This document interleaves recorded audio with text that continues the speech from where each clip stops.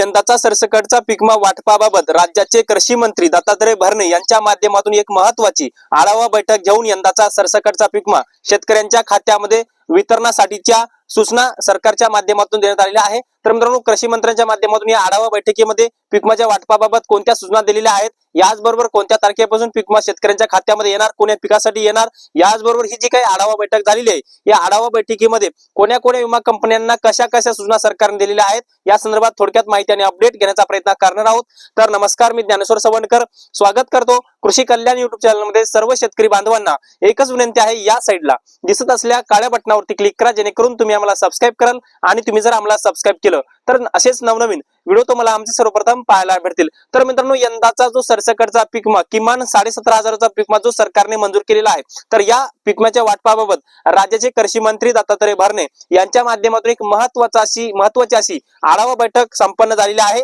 आणि ही आढावा बैठक काल संपन्न झालेली आहे। किमान 17,500चा पीक शेतकऱ्यांच्या खात्यामध्ये वितरण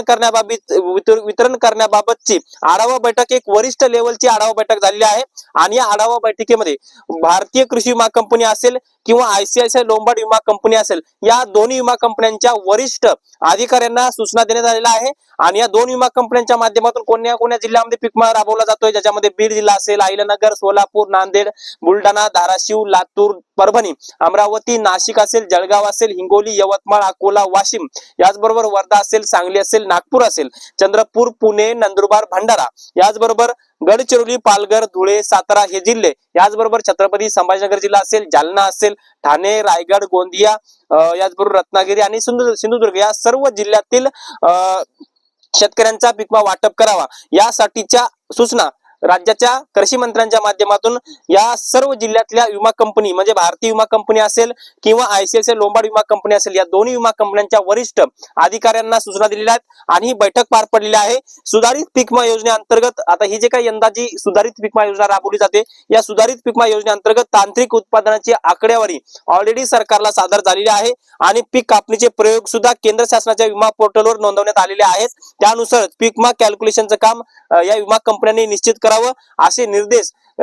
कृषी मंत्र्यांच्या माध्यमातून देण्यात आलेले आहेत। त्यामुळे वरिष्ठ अधिकाऱ्यांची पाठपुरावा वरिष्ठ अधिकाऱ्यांनी आता या विमा योजनेमधल्या किंवा या विमा कंपनी मधल्या वरिष्ठ अधिकाऱ्यांनी पाठपुरावा करून शेतकऱ्यांच्या खात्यामध्ये पीक विमा वितरण करण्याच्या सूचना ह्या सुद्धा आपल्या कृषी मंत्र्यांच्या माध्यमातून दत्तात्रय भरणे यांच्या माध्यमातून देण्यात आलेल्या आहेत। त्यामुळे याचबरोबर या बैठकीमध्ये अशी चर्चा झालेली आहे की राज्य सरकारने अनुदान दिलेलं आहे, केंद्र सरकारने सुद्धा अनुदान दिलेलं आहे आणि शेतकऱ्यांचा तर ऑलरेडी हिस्सा मिळालेलाच आहे। मग पीक विमा वाटपामध्ये काय प्रॉब्लेम आहे असा सुद्धा प्रश्न विचारला असता लवकरच विमा कंपन्यांच्या माध्यमातून जे काय कॅल्क्युलेशनचं काम आहे, आता शेतकऱ्यांना किती रुपये रक्कम निश्चित करायची, आता ही रक्कम निश्चित कशी केली जाणार, जसं की सुधारित पीक विमा योजना यावर्षी राबवली जाते नव्या स्वरूपामध्ये, त्यामुळे तांत्रिक उत्पादनाची आकडेवारी असेल किंवा पीक कापणीचे प्रयोग असतील किंवा उंबरठा उत्पन्नाची आकडेवारी असेल, या उंबरठा उत्पन्नाच्या आकडेवारी वर शेतकऱ्यांचं नुकसान निश्चित केलं जाणार आहे। त्यामुळे लवकरात लवकर कॅल्क्युलेशन करावं, शेतकऱ्यांचं नुकसान किती झाले हे निश्चित करावं, रक्कम निश्चित करावी आणि नंतर शेतकऱ्यांच्या खात्यामध्ये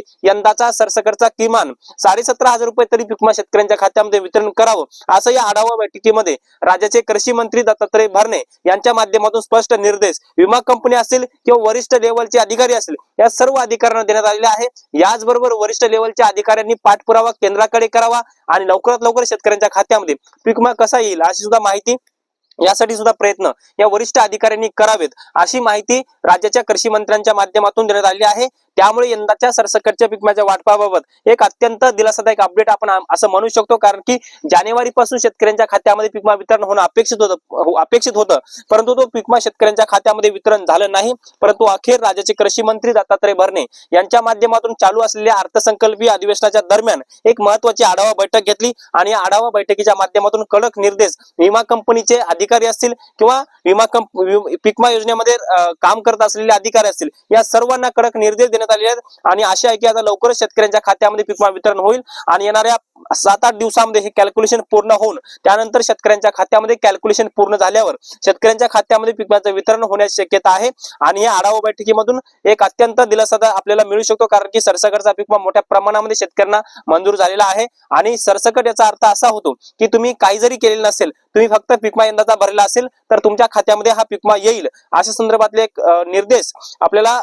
भेटलेले आहेत. त्यामुळे ही आढावा बैठक खूप महत्वाची होती आणि या आढावा बैठकी दरम्यान तांत्रिक उत्पन्नाची आकडेवारी, पीक कापणीचे प्रयोग केंद्र शासनाच्या विमा पोर्टलवर ऑलरेडी नोंदवण्यात आलेले आहेत. त्यामुळे ही शेतकऱ्यांसाठी सुद्धा अत्यंत आनंदाची बातमी आहे. आता पीक विम्याच्या वाटपाबाबत लवकरच कार्यवाही जी आहे तर ती पूर्ण केली जाणार आहे. याचबरोबर याच्यामध्ये आपण जर पाहिलं तर तांत्रिक उत्पन्नाची आकडेवारी आणि पीक कापणीचे प्रयोग म्हणजे उंबरठा उत्पन्नाच्या आधारावर जी आकडेवारी जी आहे, ज्यामध्ये सोयाबीन असेल, मूग असेल, उडीद असेल, बाजरी असेल, ज्वारी असेल, मक्का असेल, कांदा असेल, या सर्व पिकाचे पीक कापणीचे प्रयोग ऑलरेडी केंद्र सरकारच्या पोर्टलवर नोंदवण्यात आलेले आहेत. आता याच पिकांचा पीक विमा शेतकऱ्यांच्या खात्यामध्ये लवकरच वितरित होण्याची शक्यता आहे आणि काल पार पडलेल्या आढावा बैठकीमधून कडक निर्देश कृषी मंत्र्यांनी दिलेले आहेत. तर मित्रांनो, हे छोटंसं अपडेट तुम्हाला कसं वाटलं कमेंट्स मध्ये नक्की कळवा आणि व्हिडिओ जर आवडला असेल तर एक लाईक करा. प्रत्येक शेतकरी बांधवांपर्यंत महत्त्वाची अशी माहिती शेअर करा. धन्यवाद.